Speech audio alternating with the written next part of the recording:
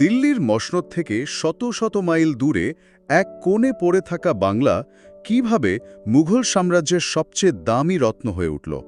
আজ আমরা সেই গল্পটাই বের করে আনব। কিভাবে মুঘলরা এখানে এলো, কিভাবে এই অঞ্চলকে একেবারে সোনা দিয়ে মুড়ে দিল, আর তারপর কিভাবে সেই সূর্য ডুবে গেল। আজ আমরা দেখব এই মুঘলরা বাংলার রাজনীতি, অর্থনীতি আর সংস্কৃতিকে কিভাবে একেবারে বদলে দিয়েছিল। হ্যাঁ, আর এই গল্পটা কিন্তু বিশাল একটা সময় জুড়ে।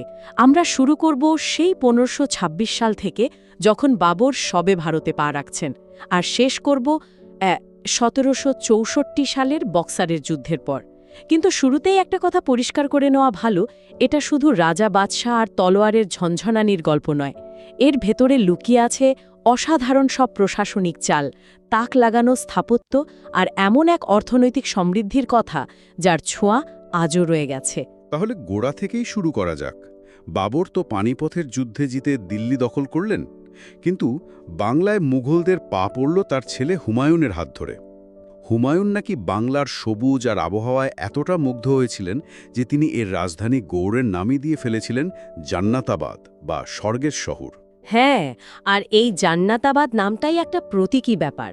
এটা শুধু সৌন্দর্যের প্রশংসা ছিল না, এটা ছিল বাংলার বিপুল সম্পদ আর সম্ভাবনার স্বীকৃতি, যা মুঘলদের বারবার এখানে টেনে এনেছে। কিন্তু হুমায়ুনের জন্য সেই জান্নাত খুব বেশি দিন টেকেনি।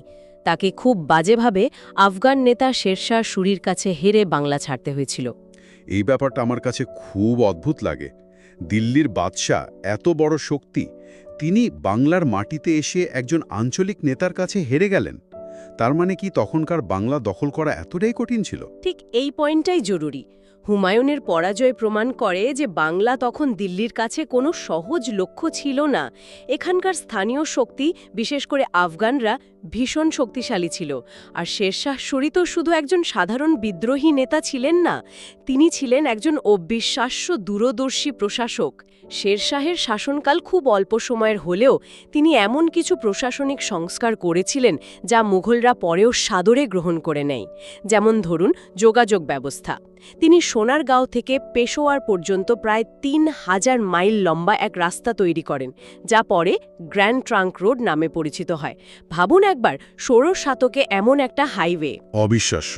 এর মানে তো ব্যবসা বাণিজ্য আর সেনাবাহিনী চলাচলের জন্য একটা বিরাট সুবিধা তৈরি হয়ে গেল। এর আসল তাৎপর্য হল শেরশাহ এমন এক পরিকাঠামো তৈরি করেছিলেন যা শুধু সাম্রাজ্যকে যুক্ত করেনি, বরং বাণিজ্যকে অবিশ্বাস্য গতি দিয়েছিল। তিনি মুদ্রা ব্যবস্থায় রূপোর মুদ্রার টাকা আর তামার দামের প্রচলন করেন, যা একটা নির্দিষ্ট মান তৈরি করেন। আর জমি জরিপ করে কবুলিয়াত ও পাট্টা প্রথার মাধ্যমে সরাসরি কৃষকদের সাথে সরকারের একটা সম্পর্ক তৈরি করেন। মুঘলরা পরেই তৈরি পথের উপরই তাদের অর্থনৈতিক সমৃদ্ধির সৌধ গড়েছিল।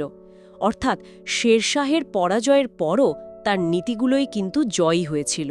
তার মানে শেরশাহের মতো এত দক্ষ একজন প্রশাসকের তৈরি করা ভিত্তিও আফগানদের আধিপত্য ধরে রাখতে পারল না। মুঘলরা যখন আবার বাংলায় মনোযোগ দিল, তখন কি হলো? হুমায়ুনের ছেলে আকবর যখন সম্রাট হলেন, তিনি বাংলাকে আর হালকাভাবে নেননি। তিনি বুঝেছিলেন এই অঞ্চলকে পুরোপুরি নিয়ন্ত্রণে না আনলে সাম্রাজ্য সুরক্ষিত হবে না। বাংলার শেষ আফগান সুলতান ছিলেন দাউদ খাঁ কররানী। তিনি ছিলেন বেশ উদ্ধত এবং নিজেকে স্বাধীন শাসক ঘোষণা করেছিলেন। আকবরের জন্য এটা ছিল একটা সরাসরি চ্যালেঞ্জ। আর তার ফল হলো 1576 সালের রাজমহলের যুদ্ধ, তাই তো? একদম। সেই যুদ্ধে দাউদ খান পরাজিত ও নিহত হন, আর এই বিজয়ের মাধ্যমেই বাংলা প্রথমবার আনুষ্ঠানিকভাবে মুঘল সাম্রাজ্যের একটি প্রদেশ বা সুবা হিসেবে যুক্ত হল। এর নতুন নাম হল সুবা-ই-বাঙ্গালা। কিন্তু আকবর শুধু তলোয়ারের জোরেই বাংলা শাসন করতে চাননি। তিনি জানতেন এখানকার মানুষের মন জিততে হলে এখানকার মাটির নিয়ম বুঝতে হবে। এখানেই কি তাহলে বঙ্গাব্দ বা বাংলা সনের ব্যাপারটা আসছে? এটা তো অসাধারণ। তার মানে আমরা যে ক্যালেন্ডার আজ ব্যবহার করি তার পেছনে এত বড় একটা অর্থনৈতিক এবং প্রশাসনিক ভাবনা কাজ করেছিল, এটা তো আমি জানতাম না। হ্যাঁ, এখানে আকবরের প্রশাসনিক প্রতিভাটা স্পষ্ট বোঝা যায়। এটা কোনো খামখেয়ালি সিদ্ধান্ত ছিল না, সমস্যাটা ছিল খুব বাস্তব।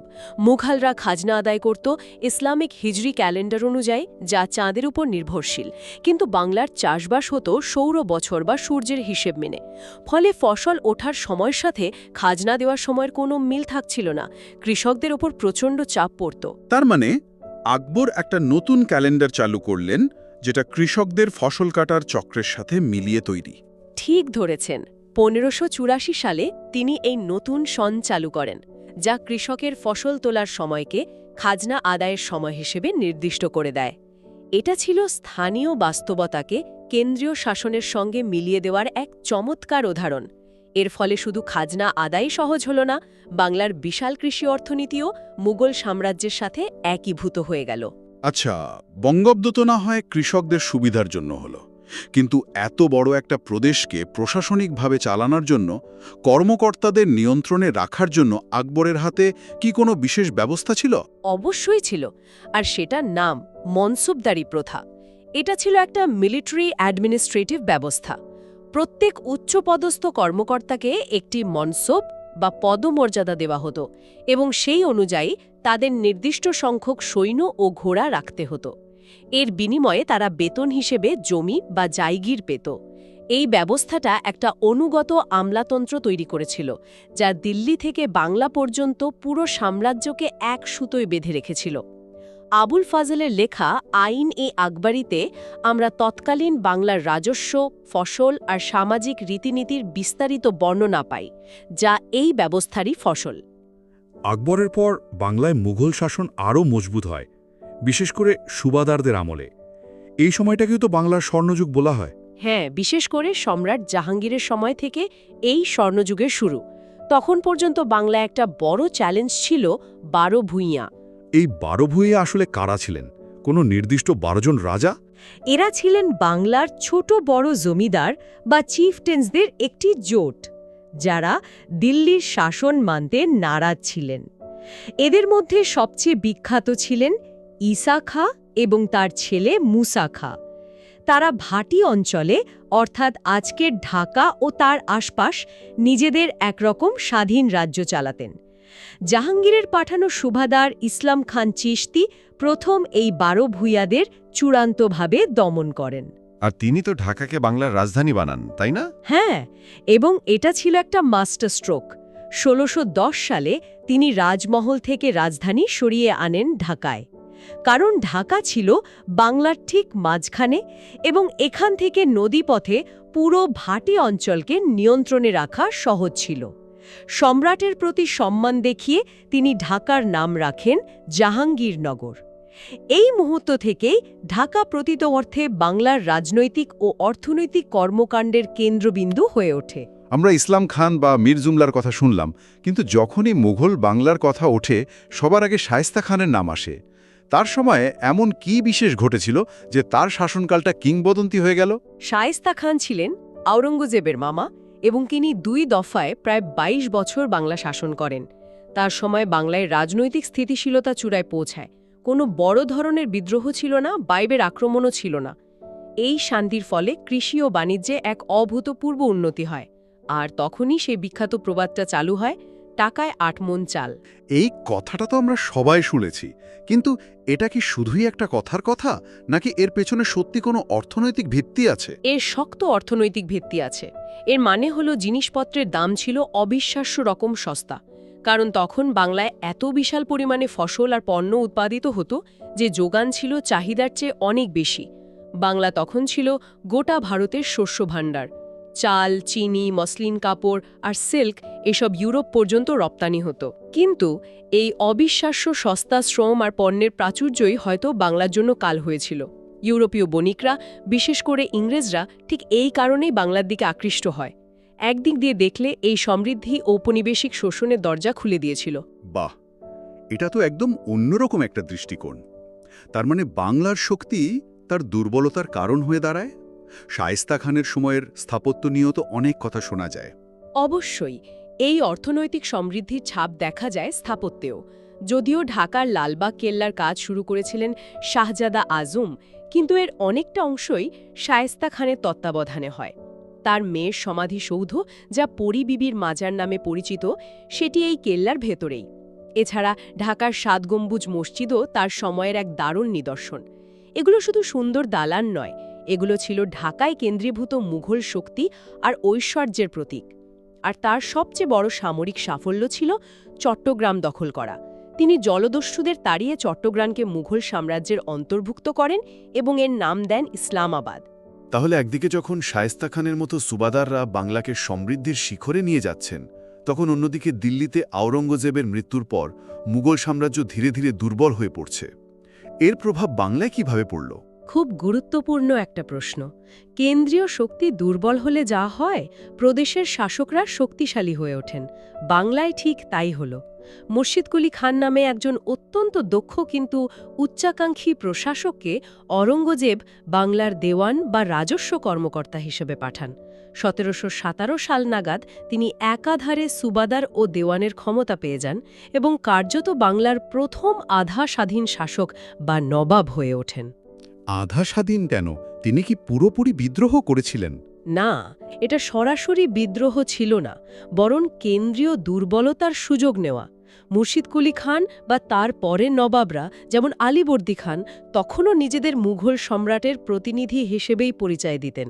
তারা নিয়মিত দিল্লিতে রাজস্বও পাঠাতেন, কিন্তু বাংলার ভেতরের সমস্ত শাসনকার্য, নিয়োগ, আইন সবকিছু তারা নিজেদের ইচ্ছে মতো চালাতেন। তারা নিজেদের ডিনাস্টি বা বংশের শাসন প্রতিষ্ঠা করেন। মুর্শিদ কুলি খান রাজধানীও ঢাকা থেকে সরিয়ে নিয়ে যান তার নিজের নামে গড়া শহর মুর্শিদাবাদে। তার মানে ক্ষমতার কেন্দ্রবিন্দু আবারও সরে গেল। এই নবাবদের সময় তো নতুন চ্যালেঞ্জও এসেছিল, যেমন মারাঠা বর্গীদের আক্রমণ। হ্যাঁ, নবাব আলীবর্দী খানের শাসনকালটা প্রায় পুরোটাই কেটেছে মারাঠা বর্গীদের আক্রমণ প্রতিহত করতে করতে। এই আক্রমণগুলো বাংলার অর্থনীতিকে প্রায় ধ্বংস করে দিয়েছিল। কিন্তু এটাও প্রমাণ করে যে বাংলা তখন একাই নিজের নিরাপত্তা সামলাতে সক্ষম ছিল। দিল্লির সাহায্যের আর প্রয়োজন পড়ছিল না। আলীবর্দীর পরেই ক্ষমতায় আসেন তার নাতি, বাংলার শেষ স্বাধীন নবাব সিরাজউদ্দৌলা। আর তারপরই মঞ্চে প্রবেশ ইংরেজদের, আর সেই কুখ্যাত পলাশীর যুদ্ধ। ঠিক ১৭৫৭ সালের ২৩শে জুন। এটা কোনো পূর্ণাঙ্গ যুদ্ধ ছিল না, ছিল একটা ষড়যন্ত্র। নবাবের সেনাপতি মির্জাফর, কোষাধ্যক্ষ রায়দুল্লভ, এরা সবাই ইংরেজদের সঙ্গে হাত মিলিয়েছিল। সিরাজের পরাজয়টা সামরিক ছিল না, ছিল রাজনৈতিক বিশ্বাসঘাতকতার ফল। কিন্তু পলাশী তো শেষ ছিল না, তাই না? অনেকে বলেন বক্সারের যুদ্ধ ছিল আরও বেশি গুরুত্বপূর্ণ। একদম ঠিক। পলাশীর যুদ্ধ ছিল রাজনৈতিক পট পরিবর্তনের সূচনা, কিন্তু ১৭৬৪ সালের বক্সারের যুদ্ধ ছিল চূড়ান্ত পরিণতি। পলাশীতে তো শুধু বাংলার নবাব হেরেছিলেন, কিন্তু বক্সারের যুদ্ধে একদিকে ছিল ইংরেজ আর অন্যদিকে ছিল ৩ শক্তির জোট: বাংলার নবাব মীর কাসিম, অযোধ্যার নবাব সুজাউদ্দৌলা আর স্বয়ং মুঘল সম্রাট দ্বিতীয় শাহ আলম। ভাবা যায়, মুঘল সম্রাট নিজে ইংরেজদের বিরুদ্ধে যুদ্ধ করছেন আর হেরে যাচ্ছেন। হ্যাঁ, আর এই সম্মিলিত বাহিনীর পরাজয় প্রমাণ করে দিল যে ভারতে ইংরেজদের চ্যালেঞ্জ করার মতো আর কোনো দেশীয় শক্তি রইল না। এই যুদ্ধের পরেই British east India company Mughal সম্রাটের কাছ থেকে আনুষ্ঠানিক দেওয়ানি লাভ করে, অর্থাৎ বাংলা, বিহার আর উড়িষ্যার সমস্ত রাজস্ব আদায়ের আইনি অধিকার তাদের হাতে চলে যায়। এভাবেই বাংলা তার সার্বভৌমত্ব আর অর্থনৈতিক নিয়ন্ত্রণ দুটোই হারায়। আক্ষরিক অর্থেই মুঘল যুগের সূর্য অস্ত গেল। পুরো আলোচনাটা যদি এক জায়গায় আনি, তাহলে ছবিটা দাঁড়ায় হুমায়ুনের দেখা জান্নাতাবাদ থেকে শুরু, তারপর আকবরের তৈরি সুবহি বাঙ্গালা, শায়েস্তা খানের সমৃদ্ধ জাহাঙ্গীরনগর, মুর্শিদাবাদের আধা স্বাধীন নবাব, আর সবশেষে পলাশী ও বক্সারের প্রান্তরে স্বাধীনতার সেই সূর্যাস্ত। প্রায় ২০০ বছরের এক অবিশ্বাস্য যাত্রা। ঠিক তাই। মুঘলরা বাংলাকে শুধু জয় করেনি, তারা একে প্রশাসনিক ও অর্থনৈতিকভাবে সাম্রাজ্যের সাথে একীভূত করেছিল। তারা ঢাকাকে এক প্রাদেশিক শহর থেকে এক জমজমাট রাজধানীতে পরিণত করেছিল আর এক অবিশ্বাস্য অর্থনৈতিক সমৃদ্ধির যুগের সূচনা করেছিল। তবে এটাও সত্যি যে তাদের তৈরি করা সেই বিপুল সম্পদই বিদেশিদের আকৃষ্ট করে, আর তাদের পতনের মধ্য দিয়েই বাংলায় ব্রিটিশ ঔপনিবেশিক শাসনের পথটা খুলে যায়। এই আলোচনা শেষে একটা ব্যাপার বারবার মাথায় আসছে। আমাদের সূত্রগুলোতে বাংলার রাজধানীগুলোর একটা তালিকা আছে। প্রাচীন পুণ্ড্রনগর থেকে শুরু করে গৌড়, সোনারগাঁও, ঢাকা, তারপর মুর্শিদাবাদ।